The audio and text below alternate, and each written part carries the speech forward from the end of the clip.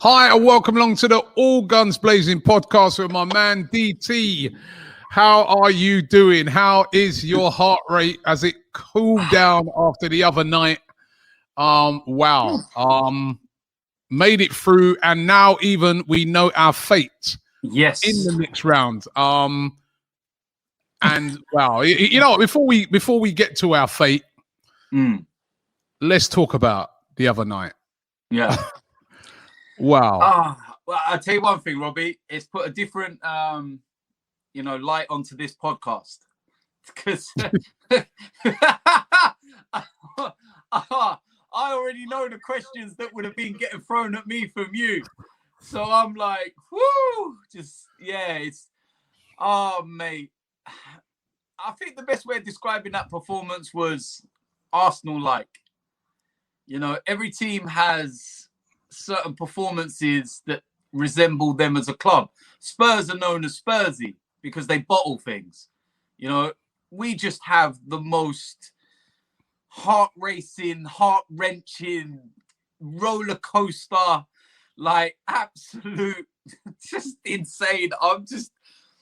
I just can't work out what on earth happened, you know, in that game. And, you know, at 2-1, when that moment happened with Ceballos, I felt like my whole world come crashing down. And the funniest thing, I watched the reaction on AFTV, your reactions. I like to see the goal reactions whilst I'm not there and stuff like that. And when that bit happened, like, people that don't know you, like when they hear you swear, people are quite taken aback. They're like, Robbie swore. Like, me, it's like water off a duck's back to me. I've heard you swear and stuff like, but when I watched that and you're just like, I was like, whoa. Because normally you kind of control yourself and maybe the odd word comes out, but then you're like, all right, stop it, Robbie. Just remember what you're doing in your life. But that, it was like, nah, fuck this. I was fuming, man. I was fuming. I watched it back as well. I was like, bloody hell, I was swearing a lot. I mean, yeah. Because I was just, do you know what it was, right? I could not believe how we were just pressed in the self-destruct. Yeah. Literally over both legs. Mm-hmm. Not just that game, over both legs, we tried our hardest to just say to Benfica, here, mate, go through to the next round.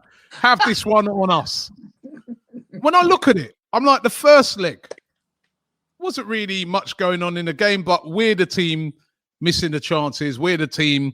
They were supposed to be the home team. We were the home team, literally. We were the team doing all the attacking, missed loads of easy chances. Then Smith Rowe hands them a penalty, literally. Right? Then now in the second game, we go a goal up and we're all thinking, okay. And then right on half-time, Ceballos, the guy's not really going anywhere. Even if he gets past him, Luiz is there. There's few guys there to stop him. He hangs a leg out and brings him down. And not only does he bring him down, it's where he brings him down. For any free kick specialist, that's the perfect. Though, you know, a lot of times they say, oh, you know, it's too close. You're not going to be able to, you can't get enough to whip it up and it comes down in time and all that, right? Mm-hmm. But there it was perfect. And I was looking at it, I'm like, inside of me, I go, they're going to score from this. And then I was thinking to myself, I know these Portuguese teams, man, they've always got technicians and Brazilian players, and this is scoreable. And then he hits in a worldie. And then the Ceballos one now, that was it for me. I was like, we're out. I thought, I'll be honest with you, I thought when that goal went in, I thought that was it. I thought season's over. Yeah, I did. That's why you saw me reacting in the way that I did, because I was just so angry, so upset, because they hadn't even had to work for it. And I'm like, Ceballos was just, we're out. That's it. We're gone. We're dead. Yeah. And full credit, there's some guys in that team, right, that we've known about them for a long time, that they're big-time players. Saka, Kieran Tierney, and Aubameyang. Those three guys are big time players. Those three guys will not hide. No. We know that. We know in watching it, those three guys, even if they're having a bad game, they ain't hiding. And if they can make some, and it was those three guys that won us, that got us through, that literally said, no, we refuse to go out like this. Yeah. You know what it was, Robbie? When they went 2-1 up, one of my biggest things that was going through my mind was that they're sitting so deep anyway when we're trying to break them down, and we're struggling to break them down.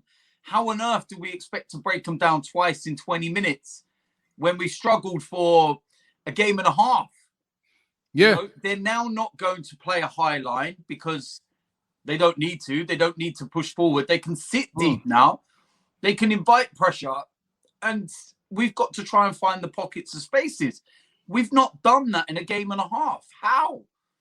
And then literally, this is the maddest thing as well.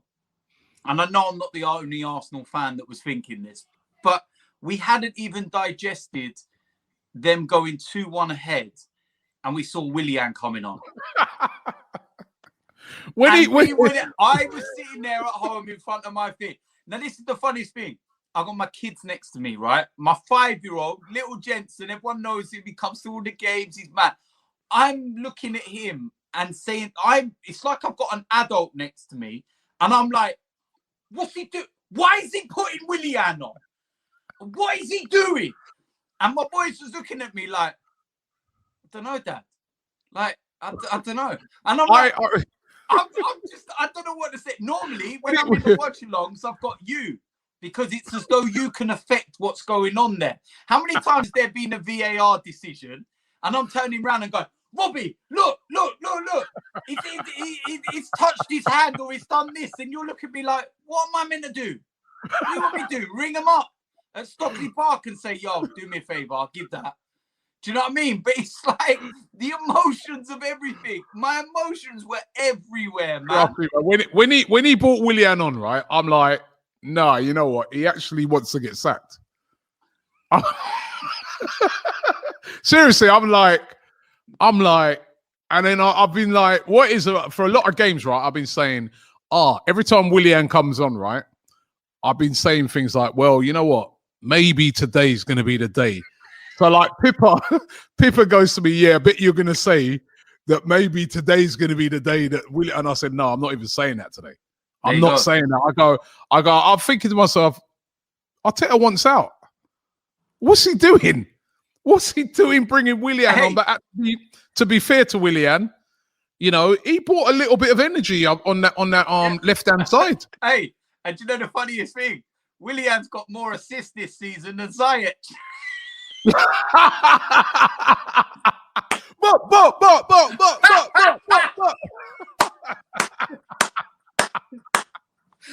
you Chelsea fans. What about that then? What? Yeah. I knew you'd be buzzing about that one. Hey, thank you for that stat. Oh, mate. Hey, listen, I'm going on Twitter today. That's it. Robbie's like, what are you saying now about Ziyech? Yeah, I told you, man, yeah, that Willian was better. My God, man. You know what? It wasn't like Tierney still had a lot to do. All right. Yeah. But Willian was very quick and it was incisive, the pass inside, which gave Tierney the opportunity to be able to sort his feet out, to shift it outside. It wasn't slow, which meant when Tierney had the ball, he was stuck and kind of like, where do I go? And that was not the only good thing that Willian did. I felt that he came energy, a real good energy.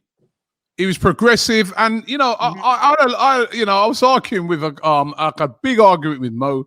I had a big argument with White Yardie as well. They're saying to me, Arteta gets no credit for bringing him on because he shouldn't even be on in this and that. I said, no, listen, I want fans to remove sometimes your dislike of a player. In my eyes, right? And as I said, and I was quite open, and you're quite open, that when he came on, I'm like, no, what Arteta's he wants out. He's lost it. He's crazy. What is he doing? But you've got to give the manager credit when he's made a substitution and it's worked. And that's a brave substitution to make, because he knows, he's not stupid, yeah? He knows that every single fan out there is thinking, what the hell are you doing? Yeah. And if he knows that if he loses the game, one of the first things fans are going to say is, why did you bring on Willian? Why didn't you bring on Martinelli? Why didn't you bring on this one, that one? And he didn't. He had a plan. He thought to himself, I think, and the other thing I said as well, like, there's a lot of people saying, oh, come on, talking about an assist. All he did was just cut the... How many times have we seen? I mean, we see Hector Bellerin do it a lot, where he gets into positions and it's just a lazy, I call it like, it's a bit lazy football, where it's just like, and especially, even probably wouldn't even be classed as lazy football at that time and in that context of the game, because we are desperate for a goal. But how many times have we seen a player in there have no composure and just whip the ball into the box? Yeah. And then he's just gobbled up by the defenders. And then, but he didn't. He picked out Tierney. Yeah. He looked up, he saw Tierney there. He's like, oh, he's in a good position. And he picked him out. And then obviously Tierney, oh my God, what a goal. I think people underestimate how good that goal was under pressure. So brilliant. So good. That was put away like a prime Lewandowski, you know what I mean? I mean, not a left back. But the thing is as well, to allude to what you were just saying there about those comments that were made and Mikel Arteta gets no praise. Well, I'm actually glad that Mikel Arteta was asked the question about why he brought Willian on, and he gave the response. So what I suggest to them that, you know, came on and didn't want to give Mikel Arteta any credit is to go and have a watch of what he said.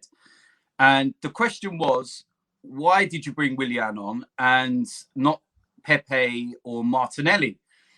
He said that the game was not suited to Martinelli or Pepe because the ball in behind was not on. He needed a player that was going to be able to receive the ball short and be able to play between the lines and find the pockets. The game was not suited, based on their formation, to play balls in behind. That is predominantly where Martinelli and Pepe thrive. So what's the point in bringing two players on when the game's not going the way that those two will benefit from? So he had to make the call. He made the call, and he would have made that call knowing full well what would have been going on back home. Yeah, of course, of course. He wouldn't have known. Mikel himself has said only last week, I think it was, that the criticism of Willian is justified. It's right because he's not done what we want him to do. And he's probably disappointed the management as well that have put so much faith in him. So Mikel would have felt the heat of every Arsenal fan's abuse on his neck. Big decision. Sorry, but you can't say that wasn't, you can't give him praise for that. Yeah, that's down. And there was a lot of fans who were saying that. And I just think to myself, you want, when somebody's a leader, that's one of the things about leadership. Sometimes as a leader, you have to, and look at, I'm not just talking about football, I'm talking about in business, I'm talking about in government, I'm talking about in anything. When you're the leader, you sometimes have to make a decision that is not popular with everybody at the time. Yeah. Where at the time, there's a way easier option, but you follow your gut, follow your gut decision, and you say, you know, no, I'm going to do this. And if it goes wrong, I know I'm going to get flack, but I'm trusting myself on this decision. And he made a big, because it would have been easier, much easier to put. Even me, I was sitting there and I was like, get Pepe on, get Martinelli on, get load of goal scorers on the pitch. Yeah. Obviously, he's thinking differently. He's thinking, it's no point in just having loads of goal scorers on the pitch. I need to, like what you just said, how you just broke it down there. I need to have somebody that's going to help with the creation of a chance. Yeah, yeah. And the thing is, ironically, when we scored the third goal, Pepe was ready to come on. Because at that point in the game, when you've got 3-4 minutes to go, that is the point where it's like, right, everything goes out of the window. we need to just load it up. You don't load it up with 20 minutes to go, because you will become open at the back and the tie will be completely gone. You need to still remain disciplined, but be able to create something. So Pepe was about to come on, and then instantly he has to react to that. Right, you're now not coming on, and I'm bringing on, and nobody expected Callum Chambers come on. No, and it was a good decision as well. Because there was a moment towards the end where he went go in the corner flag with one of the Benfica guys, and I'm screaming at my telly, stand on your feet, don't give away a foul. And he just stood on his feet and he was calm. And he won a couple of headers as well. Yeah. And you know, it was the right players to bring on. And you know what, another thing as well, right? This was another talking point as well. And I want to get your thoughts on this one as well. Now, the Ceballos goal, this caused a big argument. I thought you were here, but it weren't you. This time it was Lee Judges and Kelechi kicking off about this. And actually, I was also kicking off. We were all kicking off about this, right?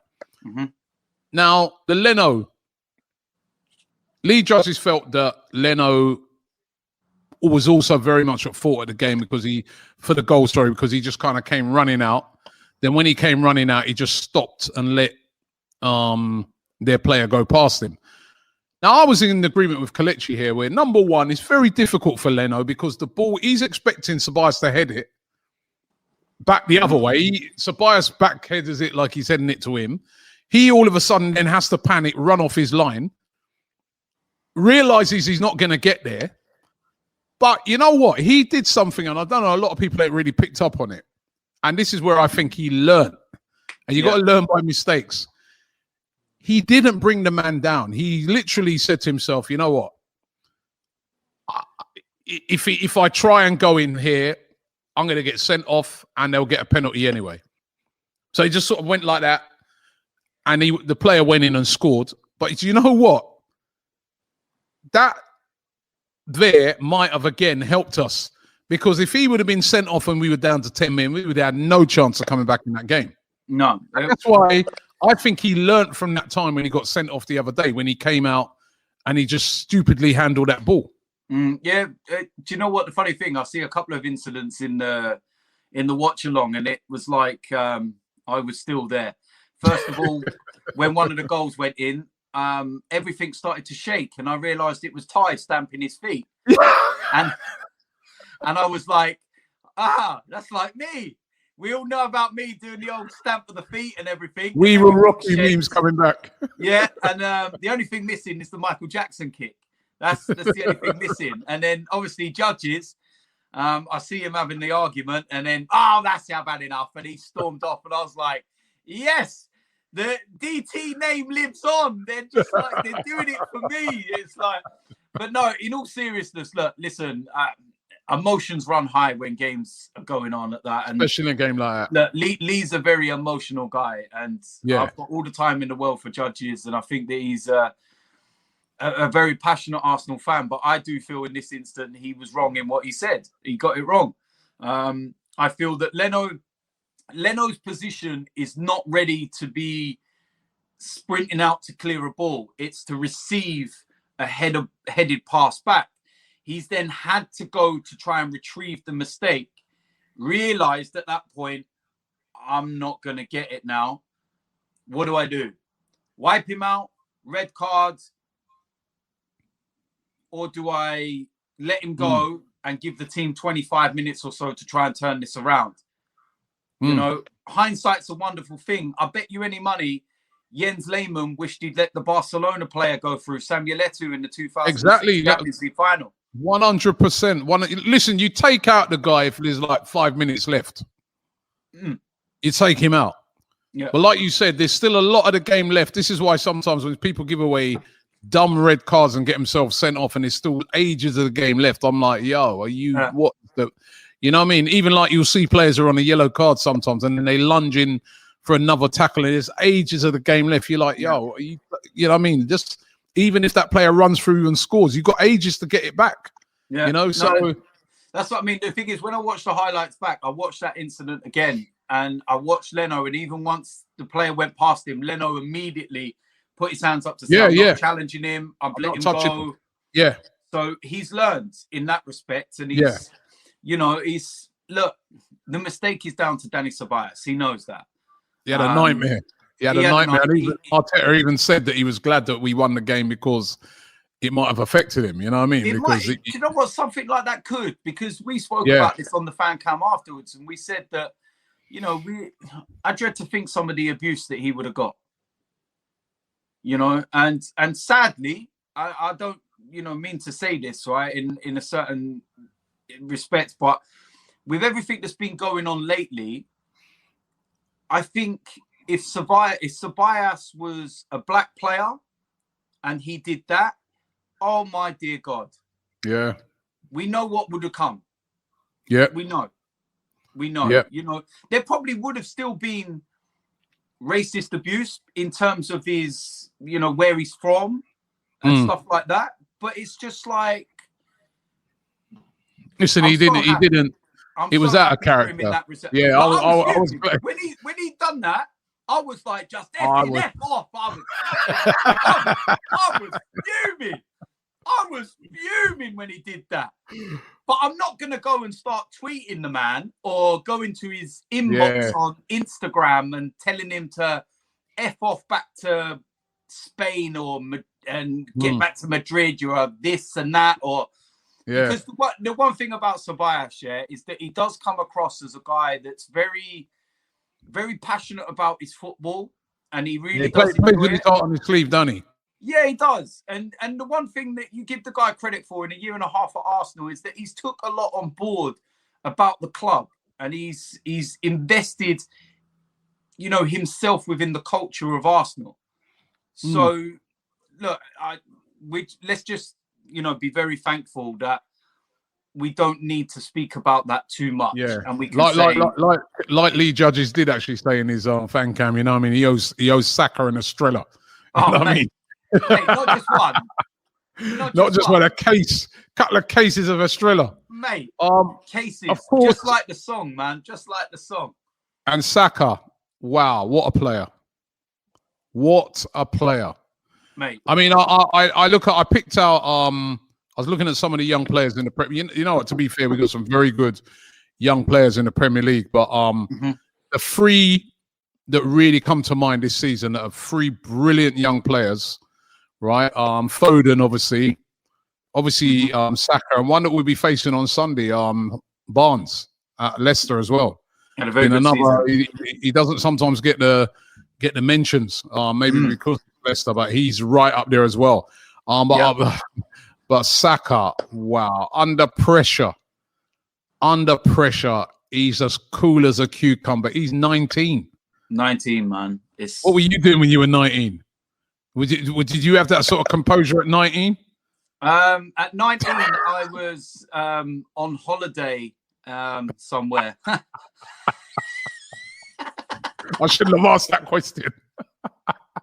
Sorry, I forgot. I was taking a very nice vacation. All right, no, we changed the subject, but you know what I mean. Holiday, the weather was great. All rooms were paid for as well. All inclusive. All inclusive.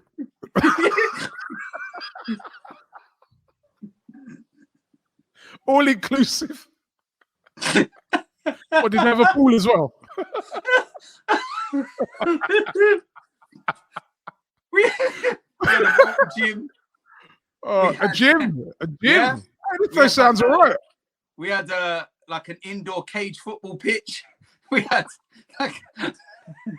this place sounds all right, man. I don't want to go there though. I don't want to go there. No. Not my type of holiday. You know what I mean? Nah. And I don't really recommend it to anyone. But it was free. Yeah. All inclusive. All inclusive. But getting back to it though, the composure of this kid, mate. Do you know what the thing is? Yeah. To be able to receive the ball that when he did, to have the composure to size the player up, couple step overs, and then to deliver the ball. That is the most crucial bit, the delivery. The delivery was insane. That was basically screaming out for Aubameyang to score. And I know a lot of people will look at the goal in itself and go, any player could have scored that header. I actually think that only Aubameyang could have scored that goal. And I'll tell you why. And it's not the header, it's the movement. The movement is what created the header. I think that in the box, Aubameyang is the only player we've got with that kind of movement, with a player on him that can pull a yard out to get what he wants. Aubameyang in the box, in terms of his movement and how, because people used to say, oh, he's a tap-in merchant. The reason why he gets tap-ins is because of his movement to create those tap-ins. His movement was insane. Was insane in that game the other night. And the other thing about, I mean, even that the goal that he scored that was disallowed. That's brilliant. Again, the movement. I mean, that when he gets that opportunity to play off the shoulder like that, and when we've got players that can find him, like Saka, like Odegaard was finding him as well, all of a sudden, I mean, how many times was he making those runs earlier on in the season and nothing? You know what I mean? Even the other day against Man City, you know what I mean? You know, that's how you get the best out of a player like Aubameyang. 100%. 100%. Look, Robbie, let's take the first leg out of this, where he knows himself he should have scored goals. Every striker has an off day. It happens. But the guy scored 7 goals in his last 3-4 starts, something like that. Hat-trick against Leeds. And then a couple of goals in that game, and then a couple of goals. It was before that as well, wasn't it? The league game before that. Or was it? What game was it before that? 7 goals that he's got in his last 3 since he's returned. Since he's back from, obviously being by his mum's side and whatever. So that's an unbelievable return. And that's the Aubameyang we know. And we said it. Everybody said it. If you want... All right. Is that Aubameyang? Will. Aubameyang's coming in. Aubameyang's coming. Yeah, he's just made a delivery. He delivered in that game, that's for sure. But at the end of the day, look, we said that if we're going to have any opportunity of trying to win this competition, we need to get him scoring. And take the first leg out of it. He delivered when we needed it, so you can forgive it. But now he's got to go and right a few wrongs, Robbie. Well, I was going to get to that.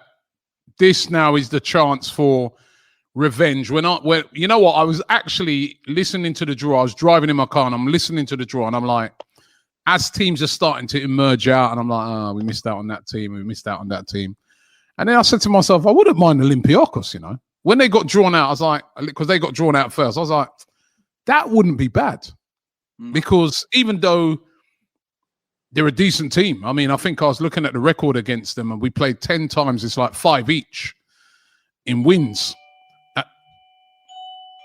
It's still ringing a bell, right? Somebody will get it, right? But I was saying to myself, even though that's they're not going to be an easy team to play. This is the chance for revenge. Revenge from last season. The team that put us out last season. This is it now. This is where we can go, like you said, and right some wrongs. And in particular, Aubameyang, who in that game had mixed fortunes because scored a brilliant goal, which we thought, that had got us back in it. Then remember they scored, and then again Aubameyang right at the end missed that easy chance. Yeah, and we went out, and he was absolutely gutted by that. This is his chance, redemption, and this is Mikel Arteta's chance as well to take revenge on Olympiacos. Yeah, it is, and it would be fitting. And the other thing I'd say on it, DT, is in a way, again, which might be of a bit of an advantage to us. Obviously, it will be behind closed doors. Yeah, because of the pandemic, and me and you've been there as well. That ground with fans in it is absolutely electric. Yeah. And, they always bring a fair few to the Emirates as well, because as we know, there's a lot of Greek people who live in North London, and a lot of them are passionate Olympiacos fans. They won't have that behind them, right? And also, we've just played at the ground. Yeah. We played there on Thursday. So it's not like we're going to be going to a ground and we're like, oh, this is all new to us. They're even used to playing at the ground. So I think it's a good draw. I really do. I don't think it's bad. And the Socrates, remember that as well? Socrates as well. Yeah, he's there.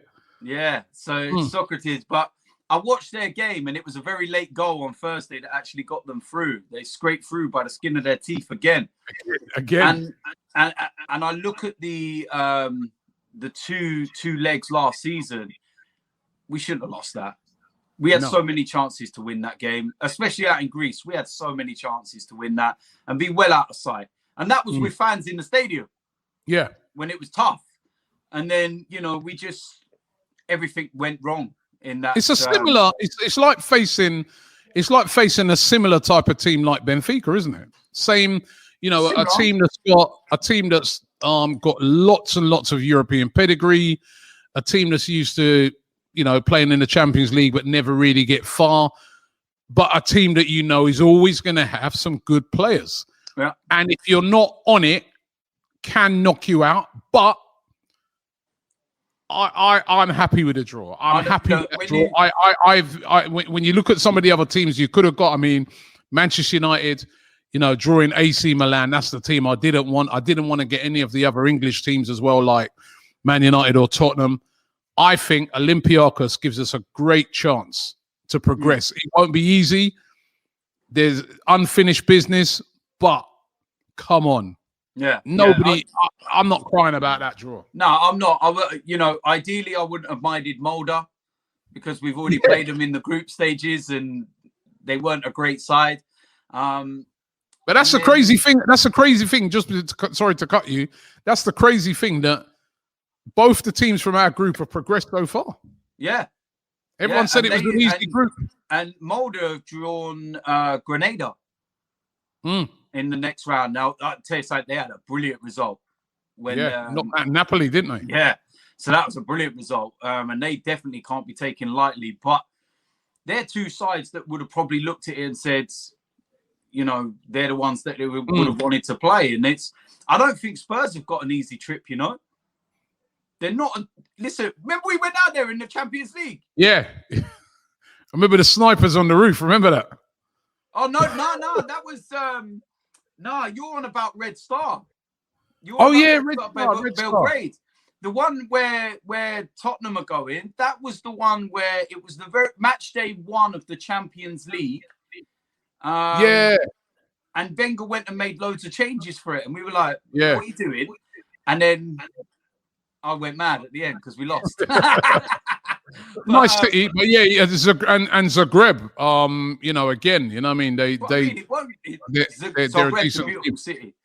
It's a beautiful thing. It is. But in the selfish thing, right? I was sitting there earlier when I was doing the draw and everything and whatnot. I was sitting there and I was going, selfishly, I'm not overly bothered about the draw as such at the moment because I can't go. There's certain trips there where I'd go, I want to go there. I want to go there. Like, if we were allowed in stadiums, I would have wanted Rangers. Yeah. I would have loved it. To go to Scotland, go to Ibrox. I've been very fortunate enough to be to Ibrox before, way back in the day when we played there. And with fans in the stadium, it would have been electric.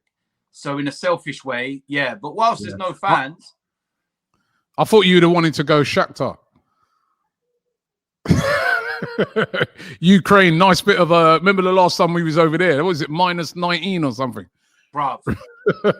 Or Dynamo Kiev. We actually, the last time we went there, that was actually at their stadium, was it? Dynamo Kiev. It was a very nice stadium, but bloody cold, man. Jesus. You know what was lucky about that was that they actually moved the game the day before the actual game. From somewhere miles out that was about -25, had no roof on the stadium. And remember, God. I think you're forgetting the reason why the country was under martial law. That was it, And we were going over there, and everyone was like, "Are you mad? Are you mad?" But we're plastic fans, DT. We're plastic. If you remember, there's martial law over there. We got over there, and it was so cold that even though I had all that thermal stuff, I was still cold. I turned around, I went, "I'm going shopping," and you're like, "Where are you going?" I'm like, I'm going. Yeah, I remember. And I've just walked off on my own into the middle of the like town centre. There's martial law going on, and there's little old me from England just bowling around. Go, excuse me, any sports shops need gloves? Gloves? And they're looking at me like, who the hell's this guy? You know what I mean? So, oh mate, and I miss those away trips, man. I miss those away trips. Listen, the best thing about that was that we got a hotel that actually overlooked the stadium, if you remember. Yeah. And we've done the interviews, and I remember you literally got a couple of them done, and you were like, "Yeah, done for the night, freezing. Bye bye." Yeah. He was like, "Nah, see ya. Nah, sod that, man." Do you remember as well? Like even Olympiacos last year, which was one of the last sort of games that away game. I think that's the last away game with Arsenal probably did. Yeah, might have been. It was actually. It was. Yeah. It was at the same time of these rounds now, so it was late February, March time. So and I remember we went into lockdown in March. Yeah, I remember we stayed in some hotel, which weren't too far from the ground. But Olympiacos, as you know, is another one of them very hostile grounds to go to, where they advise that you go in by the allocated buses. You know those. And was you? I don't know. I can't remember. You was with me, weren't you? You was with staying. No, I wasn't with you. I didn't stay in your hotel or anything. It was the one we stayed in where that happened to us was Napoli. But this one is another one. They put us on them buses. On them buses, they all had them protective visors over the windows and stuff. That's right. To stop rocks getting thrown through. And I was like, oh, mate. Well, I think Olympiacos is a similar thing where it's the same sort of bus, you know, you got to be bussed in and that. But our hotel wasn't that far away from the ground. So I said to them, like, I ain't going all the way into the city centre to get a bus to then come all the way back. Let's just take a taxi, right? So I remember we took a taxi and the taxi driver was like, he was so fearful for us. Even when he dropped us off, he was going, remember what I said? You go down there, then you turn right, then go straight ahead. Don't stop for nobody. Don't. We're like, yeah, cool. Because I know like that's what I'm saying. It's a very, very hostile ground to go to normally, but those fans are not going to be there. And I remember we got knocked out by Olympiacos. And then I remember watching Wolves play them in the next round, and Wolves beat them easy. And Wolves went to their stadium, and I'm like, yo, it's like playing two different teams because you didn't have their fans there who are absolutely amazing, who like jump up for 90 minutes and got flares going off, and it's absolutely crazy. So I think that's definitely a winnable game. And all of a sudden, the season's not over. The journey continues, and then the journey continues again. Look how things have kind of. It's so fine lines.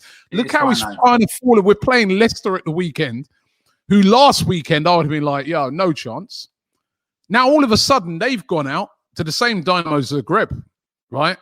But they've gone out. No, Red Star. They went out to Red Star. Was it Red Star they went out to? Was it Red? I thought it was Dynamo Zagreb. No. They never went out to Dynamo Zagreb. They went out to. Oh my! Yeah, it was. What was it? Was it Red Star they went out to? Let me check. I thought they went out to Dynamo Zagreb. No, they didn't go out to Dynamo Zagreb. Oh no, Slavia Prague. Slavia Prague. Yeah, that's it. Yeah. Slavia Prague. But I'm looking on it and I'm thinking, a week ago, I was so fearful of this game. All of a sudden, Leicester, you know, that was a shock. Them going out to Slavia Prague, the way Leicester have been playing. They got a 0-0 in the first leg. They brought them back home and got beat. And then also Maddison's out. I'm not sure if he'll be back for that game. That's a huge miss for them. Yeah, he's not. All of a sudden, maybe come Sunday, you know what I mean, a bit of momentum after that win. You know what I mean, everyone's feeling a little bit better about themselves. Arsenal showed a bit of fight. Tierney's back. Partey's back. You never know. Maybe we could go and get something at Leicester. Yeah, you never know. Listen, we do still need to have to, you know, try and get back to winning ways in the Premier League because it will breed confidence for the Europa League. Ironically, we're actually playing Tottenham in between the two Europa League games because one of the first things I looked is that if we drew Spurs, we would have Spurs 3 games in a row. Imagine that. Mate, no, I don't want to imagine it. Jesus Christ. But so yeah, but then they're in the same boat. They've got to travel away from home, first European game, So they're going to be going away on a Thursday night, just as we are going to be going away on a Thursday, and then we've got to play each other on the weekend. But and that's the same as this weekend, because we're in the same boat as Leicester, in that Leicester have also had a European game. I mean, we've had to go a lot further for our European game, but we've both had European games, you know, on a Thursday night. It's the mood. They're going to be feeling a little down in the dumps. They've just lost Maddison as well. We're going to be a little bit buoyed and a bit G'd up. I think team selection's important. I think Mikel does need to rest some players and rotate for this game. It's been a tough, emotionally draining couple of weeks. And I think he said himself that players like Saka are very fatigued at the moment.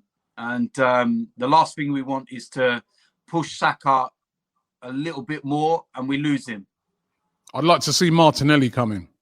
I would like to see a few changes for the game. I would like to see, you know, my mindset is that Cedric will start at right back. That's why he didn't play this game against. I'm hoping. I actually think that he'll probably end up changing both the centre backs like he did against Man City. I'd keep Tierney in because he needs to keep getting minutes, and he's only just returned back from a month out. Partey starts for me. Back from fitness. Granit Xhaka will start. He looks absolutely fine in that respect. Although I suppose if you wanted to rest him, you could, because Partey's there, bring in a Mohamed El Neni as the defensive-minded midfielder with a Thomas Partey, because Partey, anyone can play next to him. And then attacking sense, I'll bring Pepe in, Martinelli in, Lacazette in. I'd keep Odegaard in. He looks really fresh to me. I think Odegaard is really starting to adapt to, you know, life in English football. And to be fair, he's not, you know, he wasn't playing a lot at Madrid, so he's be fit as anything. Yeah, so he's absolutely fine. And Smith Rowe is another one that I think has started to look very leggy. And, you know, he covers a lot of ground, does a lot of work. So I just feel that, you know, given the situation, we should make a few changes. I know he's starting. I know he's starting. No, Willian. You know he's starting Sunday now. He's like... He just had see, I told you, lot. Look, in he goes. God almighty, here we go. Yeah, you know. I want to see Martinelli on Sunday. Yeah, I would like to. I think the way that Leicester play, it suits Pepe and Martinelli. So, well, listen, you got to work hard against Leicester because they're got to work hard. You know, but we know that Martinelli will work his socks off. You know, I would have loved to have seen Pepe more on the right-hand side, to be honest, because I think he's just looked better there. Left-hand side. Left-hand side. So, but that's where Martinelli plays, isn't it? So, unless you play Martinelli as a striker, but then I don't know. You got to go with Lacazette. Yeah, Lacazette he hasn't played a lot. Yeah, he hasn't played a lot, and get him in and get him to some minutes. I'd rest Aubameyang maybe. I don't know. Do you rest Aubameyang? Listen, do you know what? He's scoring again. You know what I mean? If he's scoring, why are we resting him? And then, you know, when you think about it, next week, the whole week, there's a lot of games going on during the week in the Premier League, but we don't have one. Yeah, we don't. We've got can we beat them, Leicester? Yeah, we can beat them. Of course we can beat them. Fancy us? Well, yeah, because we should go into the game full of confidence. And, you know, you've got to try and play on their frailties. You know, and try and look to expose any chink that they might have from losing that game on Thursday, because that will be a blow to them. They would not have wanted to go out. They were gutted they went out. So massive blow. And they played a full team, full strength side. So, and Maddison's missing, which is huge. But they've got players in their team, and one in particular who absolutely adores playing against us in Jamie Vardy. Harvey Barnes, you're going to have to watch out for him. I think the matchup between Thomas Partey and Ndidi promises to be a real big battle, because I rate Ndidi so much. But Thomas Partey, for me, walks into any midfield in the Premier League. I think the team sheet, like you said, is going to be interesting. It will be. And, you know, I just think that there will be changes, because we've travelled, you know, 4,000 miles for what is effectively a home game. I know that the players stayed the next day. They even trained out in Greece the next day. They were doing all their, post-match stuff and recovery and everything else.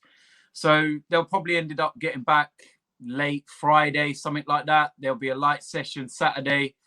And then there's no time to even, think about Sunday because kickoff's at 12. You're going to be getting up at 7, 8 o'clock, preparing. You've got to be at the stadium by 10:30. So, but that's another subject for another day in terms of the timing.